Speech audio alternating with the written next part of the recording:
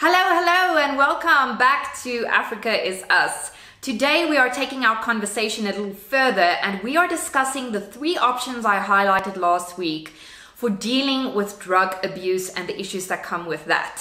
So if you want to know more, stay tuned. I'll see you soon.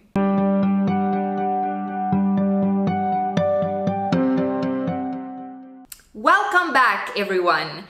So as you know, we discussed the use of drugs in South Africa last week, and I gave you the breakdown on how bad the problem really is, what are the statistics, and the few options that we would discuss today for how to deal with it. If you've missed this episode, be sure to check it out before you watch this episode, and the link is on your screen right now. Now, last week we said 3 options for dealing with the drug issue.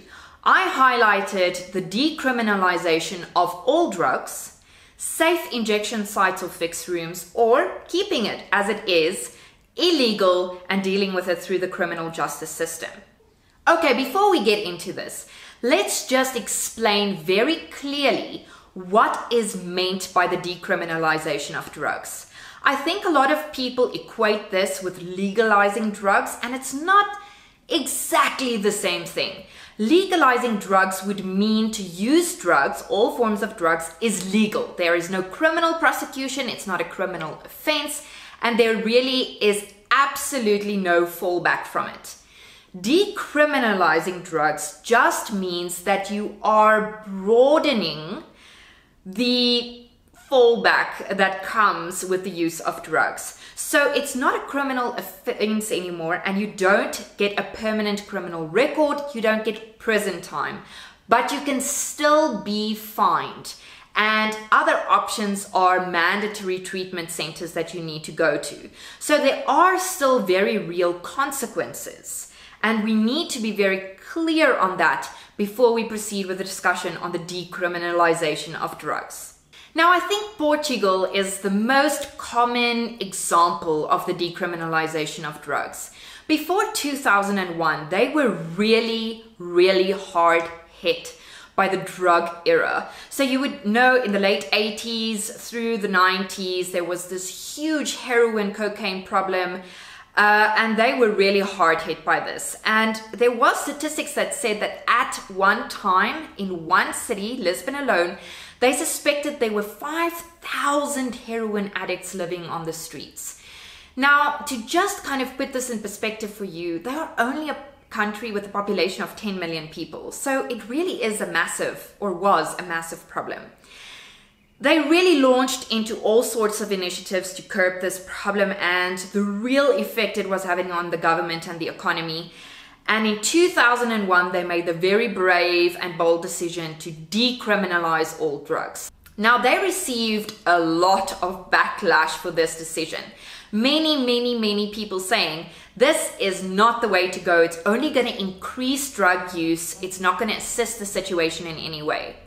Now, I've looked at the stats, and we are now, a decade and more on from when they actually decriminalized the use of drugs. And I looked at a few statistics. Now, the first statistics did in fact show that after drugs were decriminalized, there was a slight increase in the use thereof. And then after that, a consistent decrease. Statistics show that 10 years after the reduction, or 10 years after decriminalization, there was a 50% reduction in drug-related deaths. I mean, there was a 17% reduction in HIV infections. And Portugal was the country that had the highest HIV infection rate due to drug use in the European Union. And it fell significantly. 60% of users, 60% more, received treatment and were admitted to treatment centers and sought treatment after this decriminalization of drugs. The mortality rate due to drugs is now one of the lowest in the European Union in Portugal. The drug use rate is one of the lowest in the European Union. And of course, deaths related, as I said, to HIV or HIV infection due to drug use is also one of the lowest in the European Union. So what they do is they have aid workers that go out, literally out on the streets in Portugal, and they provide a drug kit that is filled with drug paraphernalia. So you can see the picture that I'm showing you now. This is literally one of the drug kits that they provide. You can see there is a condom, there are clean needles, there are gloves, all sorts of things that you need if you are a drug abuser to do it in a clean and safe way. Now, another important thing about the decriminalization of drugs is, of course, the income for government. If you note that there are a few states in America that have decriminalized the use of cannabis, and they are making a massive income out of the tax that they levy on the sale and the use and the purchase of cannabis. I want you to take a look at this clip I'm giving you now. And this is the reported income, annual income, right, from these states that have decriminalized cannabis in the United States. And this was the income for 2017. California made $2.7 billion. Colorado, $1.56 billion. Colombia, $17.7 million. Maine, $83.4 million. Massachusetts, $106 million. Nevada, $102 million.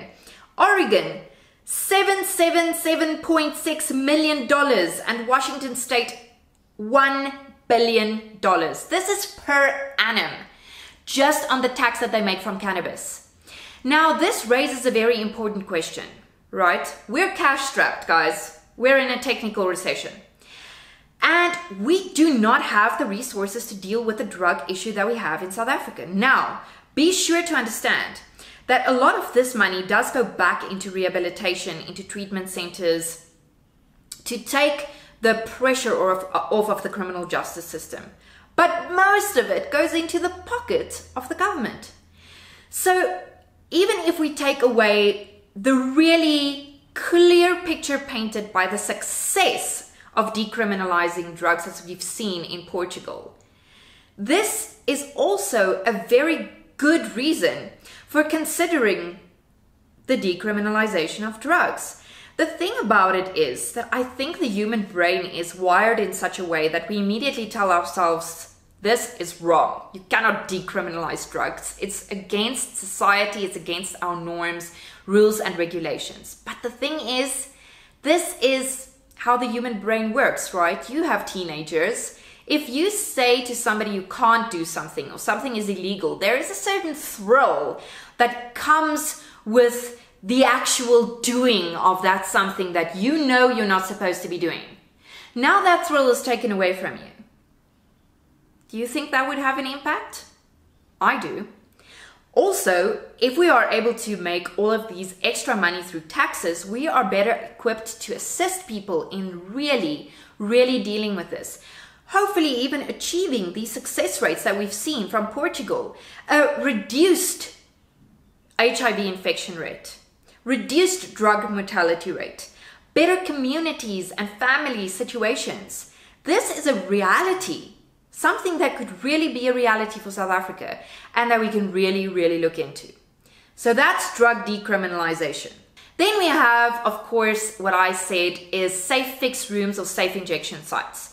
I've explained to you that this really is a place where users go and they can safely get high.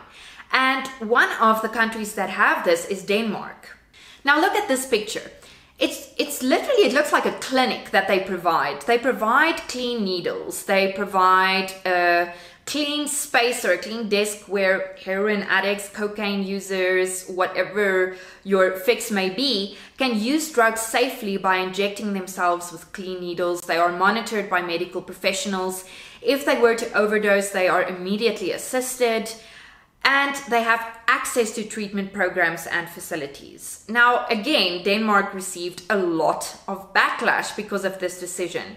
Again, because I think it really just goes to the core of what we believe to be wrong.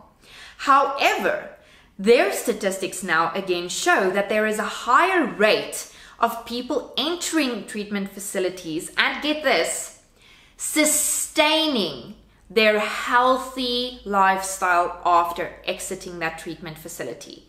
The other important thing they noted is the users that were hard to locate, hard to assist, hard to get to, are the persons that come to these safe injection sites. And now they have access to them and to try and assist them through medical treatment. Of course, they also reported, and this is actually kind of shocking, they had zero, none drug-related deaths in the last year, because they have these safe injection sites where people can come without judgment into a safe environment, get high essentially. And I mean, the report I read ranges from people shooting up and exiting the building to those falling asleep to those having complete freakouts inside of the center. But there are nurses to assist. Should the overdose occur, the medical personnel are there to immediately assist this individual and then take it from there. So there are some legitimate good things that have come out of this. The last thing we talked about is keeping it as it is. It's illegal and it should not be used. Now, for me personally, I think this is the least acceptable option, because I think this has been tried and tested and we are seeing that it's not working. Our criminal justice system is overloaded. Our courts are overloaded. Our prisons are overloaded. No families are receiving assistance. We are not running effective shelters and effective treatment facilities. They don't have the funding to run effective treatment facilities. So obviously what we are doing at the moment is not working. Of course, one can argue most countries in the world do it this way. Drugs are illegal. You get arrested, you get a criminal record, you go to jail. But I think our situation at the moment is unique because we do not have a properly functioning justice system or criminal justice system at the moment. It has many of its own problems. And placing more pressure on that system for something that's clearly not working doesn't seem to be the right way to go. So there you have it, my 3 options into dealing with drug overdoses, drug use, drug abuse, and the pros and cons to each. So I would really like to have your comments on this. What do you think? Should we decriminalize all drugs in South Africa? Do you think it will work? Give me your comments below and be sure to tune in next week. Now remember, check out the Commonwealth Law Conference taking place in April 2019 in Zambia. I hope to see you all there. Great topics, great speakers. Remember to like, share, subscribe to this video, and I'll see you next time on Africa is Us. Ciao.